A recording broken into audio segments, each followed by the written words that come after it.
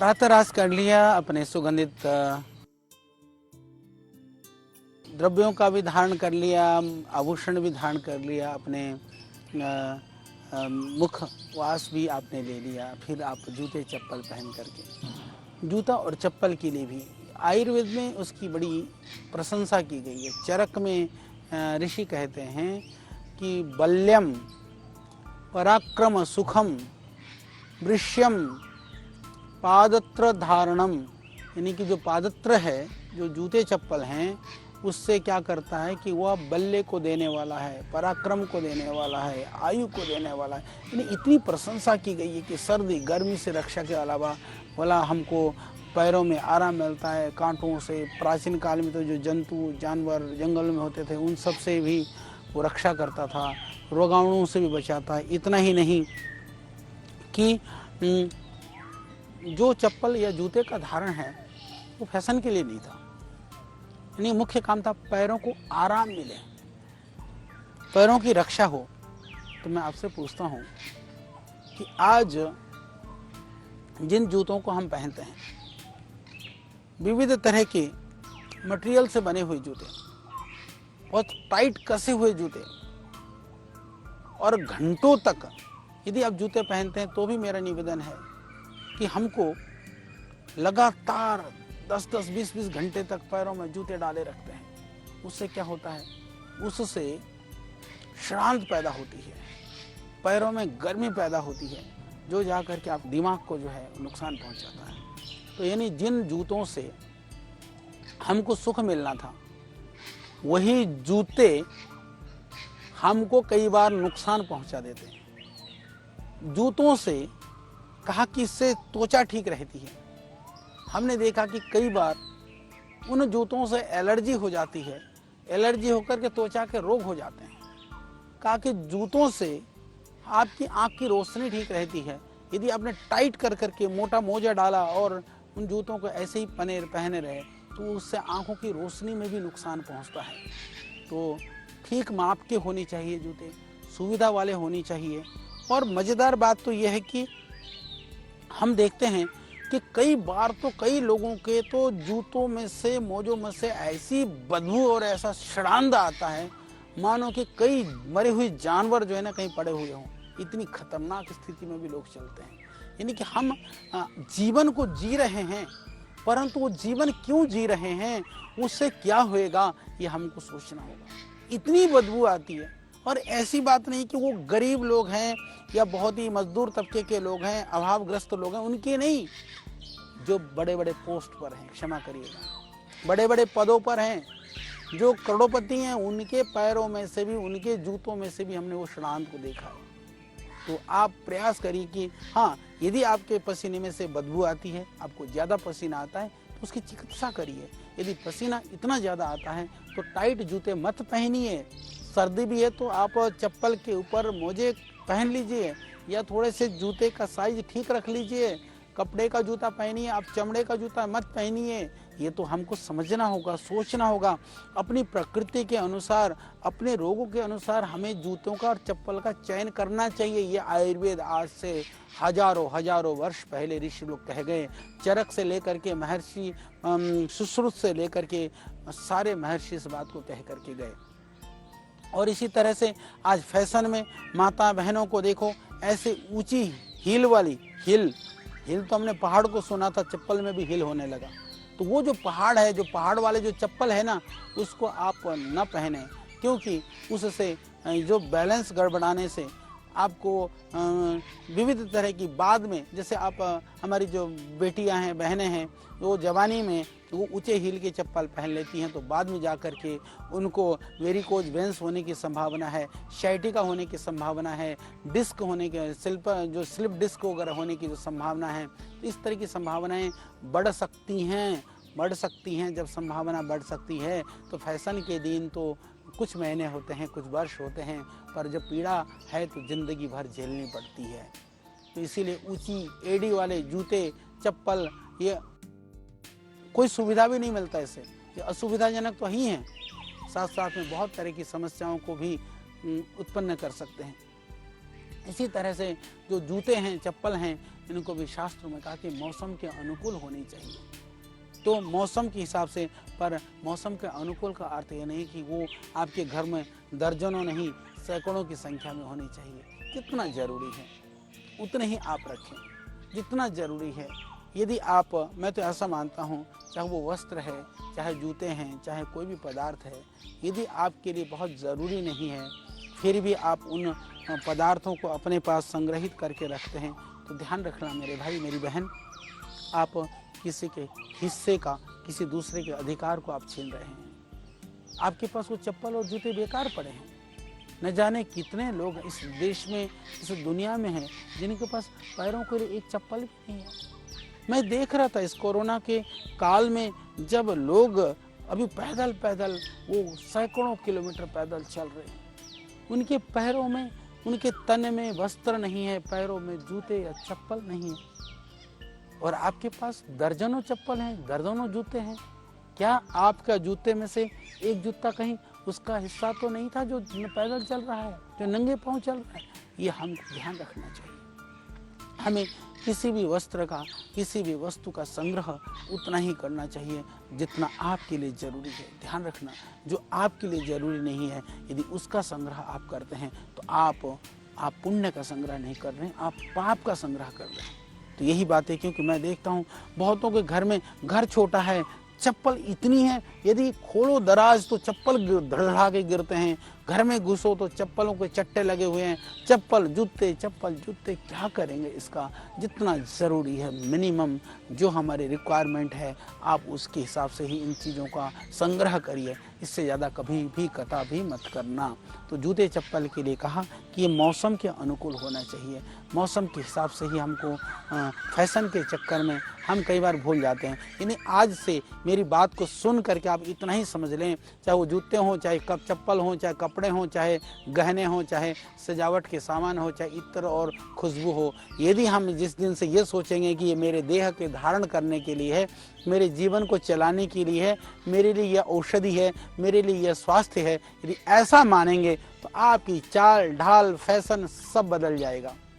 और इससे ऐसा नहीं कि दूसरे की दृष्टि में आप कहीं बेढंगे लगोगे, आप और सुंदर दिखोगे, आप और सुंदर लगोगे। तो इन सब चीज़ों को सिर्फ फैशन के फेर में नहीं, अपितु जीवन धारण करने के उद्देश्य से हम इनको जीवन में स्वास्थ्य की दृष्टि से ही हम इनका धारण करें, इनका प्रयोग करें, तो मानसिकता बदल जाएगी। तो चीज़ें तो थोड़ी सी बदलेंगी, पर आनंद बहुत ज़्यादा आएगा। तो उस आनंद के लिए आप जूते चप्पल का धारण करते हैं तो पैरों में बल मिले, व्यक्ति अपना आराम से चल सके। लोग कहते हैं, कई बार हम लोग अपने साइंटिस्टों को, अपने हमारे जो विद्यार्थी हैं विश्वविद्यालय में हैं, कभी हम कहते हैं चलो आज हम आपको जड़ी बूटियों का ज्ञान के लिए पहाड़ के लिए लेके जाते हैं। हम ले जाते हैं, ले जाते कहते हैं गुरुजी हमको तो पता ही नहीं था, अब हमको पैदल चलाएंगे, हमने तो ऐसे जूते ही नहीं पहने, हमने तो ऐसे चप्पल ही नहीं पहने। भाई मेरा तो एक ही यही है, जो चप्पल है हम तो पहाड़ में ले जाओ, जंगल में ले जाओ, मैदान में ले जाओ। हमको तो ये भी नहीं पता कि आपको, हाँ इतना तो पता है जब किसान काम करता है, दलदल में होता है, कीचड़ में होता है, तो थोड़े अलग तरह के जूते होते हैं, या फिर सर्दी गर्मी के हिसाब से थोड़ा अलग हो सकता है। मैदान के अलग, पहाड़ के अलग, दौड़ने के अलग, घर के अलग, पार्टी के अलग, न जाने कितनी वैरायटियाँ बना दी हैं। अब सोचो ना, कम से कम कितनी वैरायटी से काम चल सकता है, उतने ही रख लो। अधिकता से कितनी अधिक वैरायटी संग्रह हो सकता है, इसका अंत नहीं है हमेशा। इसलिए हमारे शास्त्रों में कहा कि कोई भी अति का कोई अंत नहीं है, इसीलिए मिनिमम का अंत है, कम से कम का अंत तो ही है। इसलिए हम अधिकता के चक्कर में ना पड़ करके हम ये ध्यान रखें कि कम से कम वस्त्र, कम से कम जूते, और यह शरीर के धारण करने के लिए हैं, ये शरीर को बनाने के लिए हैं, रोगों से मुक्ति के लिए है। हम इसको ध्यान रखें, इसको ध्यान में रखते हुए जूते और चप्पलों का धारण करें। ध्यान रहे, यदि आपके घर में जो फालतू जूते चप्पलों का जो ढेर है ना, वो प्लीज़ किसी को दान कर दीजिए, किसी ज़रूरतमंद को आप दे दीजिए। वो घर में उसको चट्टा लगाने का कोई लाभ नहीं है। जितना कम से कम ज़रूरी है उतने का ही प्रयोग कर लो, क्योंकि हमको लगता है कि दूसरा देखेगा तो दूसरा हमारी प्रशंसा करेगा। दूसरा प्रशंसा करे या न करे, रोगना आप होंगे, बीमार आप पड़ेंगे, स्वस्थ आप रहेंगे, तो उसका प्रभाव और उसका सुख दुख वो आपको ही भुगतना होगा। अब दूसरों के लिए ना सही, अपने लिए तो आप सोचेंगे ना, तो आज से इसको ज़रूर सोचना। जितने भी मेरे यंगस्टर्स हैं, युवक, हमारे जो युवक और युवतियां, जो जवान लड़के लड़कियां जो आप इस कार्यक्रम को देख रहे होंगे, तो आपको समझ में आ रहा होगा कि कितने फालतू कपड़े, कितने फालतू जूते, कितने फालतू चप्पलें, ये तुम्हारे लिए सुख का कारण नहीं, तुम्हारे लिए दुख के कारण है। कितना समय खराब करते हो आप इसमें, उसको चयन करने में, छांटने में, ढूंढने में। ये पहन लिया, ये तो ठीक नहीं लग रहा, इसको उतार दो, चलो अब ये डाल लो, अरे ठीक लग रहा, ये भी नहीं लग रहा। फिर कुछ कपड़ा पहन लिया, अरे मैं ठीक लग रहा हूँ, मैं ठीक लग रही हूँ। और इतना ही नहीं, आजकल तो क्योंकि हमारे पास सोशल मीडिया और इतना एडवांस ही सारी टेक्नोलॉजी आगे बढ़ गई है, तो हम उसमें से भी दिखा रहे हैं, देखना भाई मैं कैसा लग रहा हूँ, कैसे लग रही हूँ। मैं एक बात निवेदन करना चाहता हूँ कि आप अपने को सुंदर लगने के लिए वस्त्रों का धारण करिए, अपने को सुंदर लगने के लिए जूतों का धारण करिए, तो दूसरों को सुंदर जरूर लगोगे। दूसरे को सुंदर लगने के लिए यदि वस्त्र और जूतों का धारण करोगे, दूसरों के सुंदर लगने के फेर में, जैसे हमने कहा ना कि आप चले थे हंस बनने के लिए, कहीं कौवा बन करके न रह जाएं, ये ध्यान रखना। ये बात थोड़ी सी कड़वी है, क्योंकि हमने देखा है लोग हंस बनने की फेर में इतना केमिकल, इतना विविध तरह के महंगे महंगे खर्चीले, कितना फैशन, कितना मेकअप खतरनाक रूप से करते हैं। बाद में स्किन खराब हो जाती है, स्किन ड्राई हो जाती है, और फिर बंदर बन के रह जाते हैं। चले थे तुम सुंदर बनने के लिए, चले थे मेनका और उर्वशी बनने के लिए, और बन जाती है बंदरिया, तो क्षमा करिएगा, बहुत खतरनाक हो जाता है। तो इसीलिए आपको ध्यान रखना है, हमको उर्वशी भी नहीं बनना, हमको स्वर्ग की अप्सराएं भी नहीं बननी, स्वर्ग के देवताएं भी नहीं बनने, और हमको यहाँ पर जो इस धराधाम पर जो बने हुए जो मनुष्य से इतर जो योनियाँ है ना, प्राणी भी नहीं बनना। हमको सिर्फ मनुष्य बनना है, मनुष्य बन करके ही हम ठीक से रहें, इतना ही हमारे लिए ज़रूरी है। तो मैं बात कर रहा था जूते चप्पल की, इसी कड़ी में मैं बताना चाहता हूँ। उसके बाद फिर आता है हमारे शरीर की सुंदरता के लिए, जैसे दाढ़ी, मूछ, सर के बाल, नाखून, तो ये चीज़ें। क्योंकि अब नाखून की बात करूँ तो नाखून कहते हैं मुझे, वो कई लोगों के वो लंबे लंबे नाखून याद आने लगते हैं, वो खतरनाक नाखून। मैंने तो ऐसे, मैं कई लोगों को जानता हूँ, हमारे ऑफिस में भी, हमारे स्टाफ में भी हैं। वो मेरी बहनें कुछ ऐसी हैं, वो आती हैं तो जैसे ना उनका यहाँ खरोंच अपने नाखूनों से ही अपने छिलती रहती हैं। क्यों? वो गलती से नाखून लग जाता है, छिल जाता है। यानी कि तुम्हारे नाखून तुम्हारे ही छीलने का काम कर रहे हैं, तुम्हारे दुश्मन हैं, फिर भी तुमको नाखून लंबे चाहिए। उससे क्या सुंदरता दिखती है? नाखून तो कटे हुए, साफ हाथ, सुंदर। आपके त्वचा की जो सुंदरता है, वो नेचुरल ग्लो है, वही तो सुंदरता होनी चाहिए। बाल भी हम देखते हैं, कई लोगों के जो फैशन में आज आप देखोगे बहुत दुर्दशा है। इसकी हम कितनी भी चर्चा कर सकते हैं। जब मैं बोल रहा हूँ तो आपको दिख रहा होगा, हरे, पीले, काले, नीले, विविध तरह के रंगों के बाल वाले, रंग वाले, ऐसी शक्ल सूरत वाले, बंदरों की तरह से घूमने वाले। मैं तो देखता हूँ लड़कों में तो विशेष करके, और कटिंग भी आजकल इतने तरह की कटिंग्स बनाने लग गए लोग, न जाने असंख्य कटिंग है, और उनको किसी से संतुष्टि होती नहीं, किसी से पर हर तरह से असंतुष्टि है। ये कटिंग कर लिया तो भी असंतुष्टि, ये कलर लगा लिया तो भी असंतुष्टि। तो संतुष्टि कहाँ जा कर के होगी? संतुष्टि होगी, बालों को ठीक से काट लीजिए। और विविध तरह के आजकल तो बालों को चिपकाने के लिए भी वो अलग अलग तरह के, जैसे आदमी जैसे होता है ना, वो जो सेही का कांटे, एक जानवर होता है जंगल में, इस तरह के वो बाल खड़े रहते हैं। या कभी कभी ऐसा लगता है कि जैसे जो सूखे पेड़ों के जो झाड़ नहीं होते, ऐसे झाड़ जैसे खड़े कर करके घूमते हैं। तो वहाँ कहाँ सुंदरता है? कहाँ? हमको तो दिखती नहीं वहाँ पर सुंदरता, पर हमने मान लिया है कि ऐसा करना ये फैशन है, ऐसा करना सुंदरता है। जब मानने की ही बात है तो संवार करके रहने को सुंदरता मान लो, नाखून काट करके रहने को सुंदरता मान लो, दाढ़ी मूछ साफ सुथरे ढंग से कटे हुए हों, यदि बड़े भी हों तो उसको थोड़ा सा सफाई कर करके रखने को सुंदरता मान लो। तो इससे बेहतर ये सच में ही ये सुंदरता है। कई बार क्या होता है कि वो सुंदरता होती नहीं है, हम मान लेते हैं। तो मानना ही है तो ये जानवर पने को सुंदरता हम क्यों माने, संवरना ही है तो संवर करके आप रहिए। तो ये सब नाखून वगैरह को आयुर्वेद में दृष्टि में देखें, शास्त्रों में देखें, ये इसको नाखून को अपवित्र माना गया, ये मलमूत्र का भाग माना गया, बालों को अपवित्र माना गया, मलमूत्र के पदार्थों का सूक्ष्म भाग माना गया है। तो इसलिए इनको बार बार समय पर काटना, समय पर साफ करना, समय पर ठीक करना जरूरी है। क्योंकि नहीं तो जो सूक्ष्म जीवाणु रोगाणु ये चिपकने के लिए जगह है, ये कहीं भी कुछ भी आकर के चिपक जाएगा, कहीं से भी कुछ भी आपको शरीर को नुकसान पहुंचाएगा, इसका ध्यान रख लीजिएगा। और जहाँ तक हो सके इनको छोटा रख लीजिए, इनको साफ़ सुथरा रख लीजिए, बस इतना ही मेरा निवेदन है। तो इससे जो शरीर की स्वच्छता बनी रहेगी, शरीर स्वच्छ होगा तो निरोग होगा, निरोग होगा तो सुंदर होगा, सुंदर होगा तो ताजगी आएगी, ताजगी आएगी तो शरीर की पुष्टि होगी, आयु की वृद्धि होगी। तो इससे फिर आप बड़ा आनंद में आप होंगे। तो इसी तरह से जैसे मैं कहना चाहता हूँ कि हम ये शरीर की पुष्टि तुष्टि की बात करी, आँखों में सुरमा, फिर उसके बाद में सारी चीज़ों का वर्णन कर रहे हैं, तो हम बताना चाहते हैं कि आँखों में सुरमा भी तो स्वास्थ्य को बनाने के लिए ज़रूरी है ना। तो सुरमा आजकल तो माताएं बहनें काजल लगाती हैं, सुरमा लगाती हैं, फैशन के लिए तो लगाती हैं, पर निवेदन करना चाहता हूँ कि आयुर्वेद के हिसाब से फैशन उसका प्रयोजन नहीं है, वो आँखों की रक्षा के लिए, आँखों की रोशनी बढ़ाने के लिए है। यदि आप नियमित रूप से सुरमा लगाते हैं तो इससे, इस सुरमा से आप अलग अलग तरह के जो नेत्र बिंदु हैं, आई ड्रॉप डालते हैं, तो ये आँखों में डालते रहना चाहिए। जैसे हमारे यहाँ हमने एक अभी सौम्य कर करके एक आई ड्रॉप बनाया, बहुत सुंदर है, क्योंकि तीक्ष्ण जो दृष्टि है बहुत अच्छी है पर वो लगती है। तो इस तरह से आँखों के लिए जो उचित औषधि है, आई ड्रॉप है, उसको डालना और उसके साथ में काजल लगाना, सुरमा लगाना, ये आयुर्वेद के अंतर्गत है, ये आयुर्वेद की औषधियों प्रयोग हैं ये। इसलिए क्योंकि अग्नि जो है, जो नेत्र है ना, वो अग्नि तत्व प्रबल होता है, अग्नि तत्व प्रधान इंद्रिय होता है। इसीलिए अग्नि का विरोधी होने के कारण से जो कफ दोष है इस पर ज़्यादा आक्रमण करता है। इसीलिए नेत्र को रोगों से बचाने के लिए, इसको स्वस्थ रखने के लिए, कफ दोष को दूर करने के लिए तो अंजन का प्रयोग जरूर करना चाहिए। और इसमें आयुर्वेद के अंदर तो विविध तरह के जड़ी बूटियों का, विविध तरह के प्रयोगों का वर्णन किया गया है। यदि सरल में यदि आपको बताऊं तो आँख के लिए जो सुरमा बनाने के लिए जो मेरी माताओं बहनों ने बताया, एक सरल उपाय है।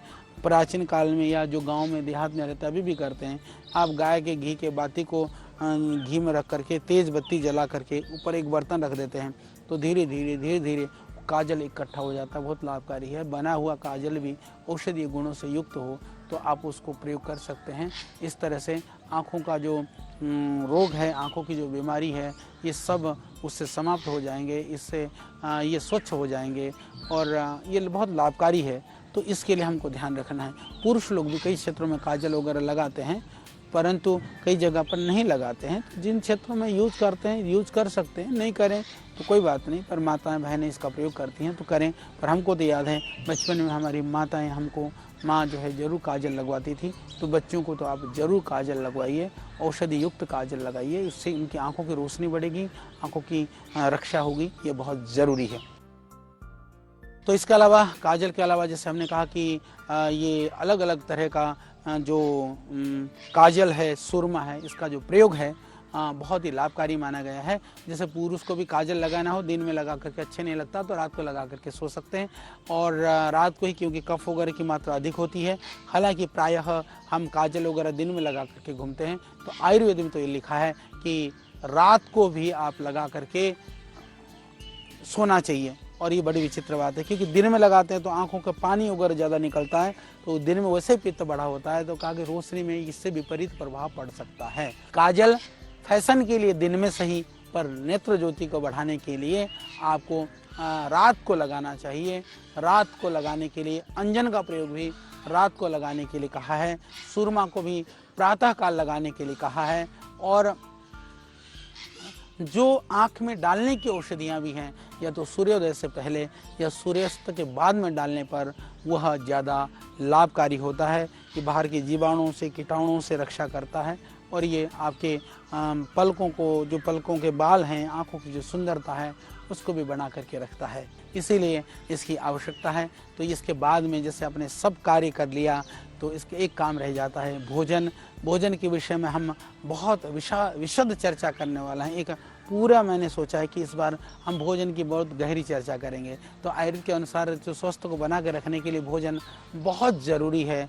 भोजन को ही सब आरोग्य का मूल माना गया है। तो उचित मात्रा में उचित समय पर भोजन करना, बार बार मैं आपको इस बात को बताता हूँ। तो भोजन की मात्रा कितनी होनी चाहिए, हमारी जो पाचन शक्ति है वो उस पर निर्भर करता है। उसके हिसाब से हमको भोजन लेना चाहिए। और अलग तरह के जो हमारा खाद्य पदार्थ हैं, चावल है, जौ है, दलिया है, और अलग अलग तरह से जो पचने के लिए लाभकारी हैं या जो प्राकृतिक हैं, ये बहुत ज़्यादा ज़रूरी है। हमको हल्के पदार्थ हों और पचने वाले हों और भूख को बढ़ाने वाले हों, तथा जिनका पाचन शक्ति जो है जिससे बढ़े, यानी कि भोजन का तात्पर्य है पाचन शक्ति को बढ़ाने वालों, यानी पच भी जाए। यानी दोनों ही बातें हैं। भोजन से शक्ति मिलती है, शक्ति से पाचन शक्ति की शक्ति बढ़ती है। तो इसलिए जो पचे, पाचन शक्ति को बढ़ाए, ऐसे भोजन को हम खाएं तो ऐसे भोजन से पाचन शक्ति की अभिवृद्धि होगी। तो अति मात्रा में भोजन ना लें, ज़्यादा गरिष्ठ आहार न खाएं। जैसे हमने कहा कि आगे से कुछ हम बात करेंगे, चर्चा करेंगे। विरुद्ध आहार, विपरीत पदार्थ है कि कई बार एक दूसरे के विरुद्ध हैं या कुछ शरीर के पचने में भारी होते हैं। इन सब को भी हम ध्यान रख करके भोजन का उचित मात्रा में हम प्रयोग करें। तो भोजन की भी हम चर्चा करेंगे। तो ये जो आपके लिए ज़रूरी था, जो दिनचर्या के अंतर्गत किन किन चीज़ों को हमको ध्यान रखना है, किन किन चीज़ों के लिए हमको सावधानियां रखनी हैं, ये मैंने आपको बताने का प्रयास किया है। इसी निरंतरता में हम आगे करेंगे कि हमारे जीवन के लिए और क्या ज़रूरी है। खाना भी खा लिया तो विचार का भोजन भी तो चाहिए ना, व्यवहार का भोजन भी चाहिए। तो आयुर्वेदोक्त जो व्यवहार है, जो विचार है, हम इसके बाद उसकी चर्चा करेंगे। तो तब तक आप मुझे दीजिए विदा। ओम नमस्ते, प्रणाम।